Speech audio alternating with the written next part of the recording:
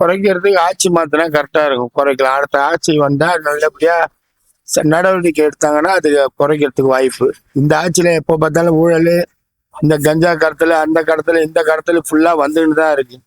படிக்கிற பசங்களும் ஃபுல்லா குடிக்கிறதுக்கு ஆள் ஆகிட்டாங்க.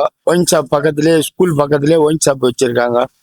ரெண்டாவது இதெல்லாம் போதைப் பொருள் பயங்கரமா இந்த புளியாந்தோப்பு, மன்னார்பட்டை, பெரம்பூர் இந்த சைட்ல ஓவரா கஞ்சா புழக்கம் ஓவரா இருக்கு.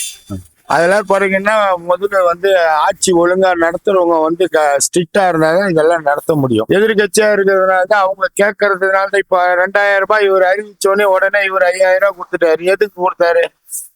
மக்களை முட்டாளாக்குற மாதிரி பண்ணிட்டாரு. இப்ப இவங்க 5000 ரூபாய் கொடுத்தோடனே ஓட்டு போட்டுருவாங்கன்ட்டு என்ன நிச்சயம்?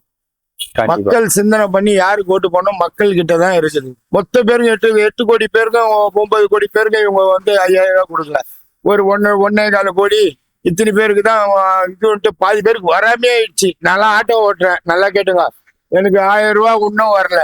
வீட்டுல இவ்வளவு தண்ணி இருந்து 6000 ரூபாய் எங்களுக்கு வரல. ஏன்னா கேட்டா தரேன்னா அவ்வளவுதான், அது அப்படியே ஓரம் கட்டி நிறுத்திட்டாங்க.